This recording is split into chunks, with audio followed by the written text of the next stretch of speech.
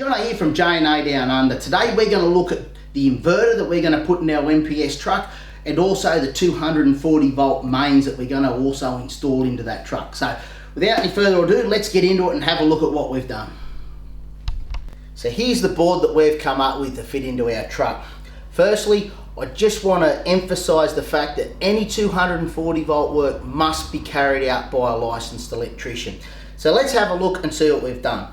You'll see here on our board, I've clearly marked it as being 240 volts. So anyone down the track that's going to be doing any servicing on this truck will know straight away that there's high voltage there and they need to leave it for a certified licensed tradesman.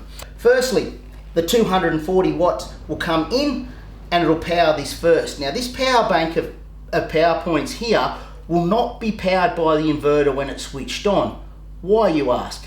The question for that is quite simple. I have the charging circuit for our Enerdrive 60 amp charger plugs into here. So obviously when this thing's sparked up, you don't want it charging at the same time because it's going to flatten your batteries real quick. So what that does is it only charges when we plug into the 240 volt main supply. What I've also got on there is another two plugs. That's our fridge and the freezer that we're going to be running in the truck. Even though they're going to be running off 12 volt, the second we plug 240 into them, they've got an automatic switch and they'll override and it'll actually work through the mains. How good's that set up?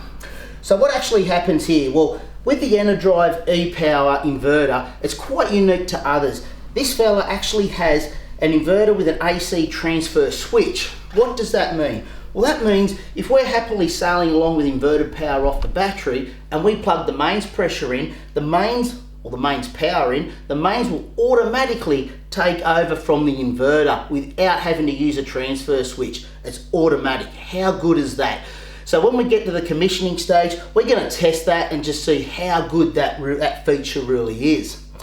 So for the power that comes out of the inverter, it then goes through into this breaker box. Now I've actually got breakers set up for each power point within the truck. That way, if there was a short because of the vibrations we may occur along the way, we're only going to lose that one circuit and it's going to make fault finding an awful lot easier for us when we're on the road. So I've set it up so I've got a breaker for each individual one. I've got an RCD for the mains coming in, and the inverter itself actually also has its own RCD as well. So there you go, this fella will take about, I think it's a 250 amps, or we'll probably put a 300 amp hour fuse on it, which will go back to our 12 volt board when all hooked up, and then our 240 stuff will come out the bottom of this. So hopefully, once we get it up and running, it's going to be able to run things like our induction cooktop wire on the way, charge our Milwaukee batteries and anything else that we have that we need to operate as 240 volt and not as 12. And maybe down the track when we get that Caravan built, hopefully between the truck and the Caravan we can even run our air conditioner in the van.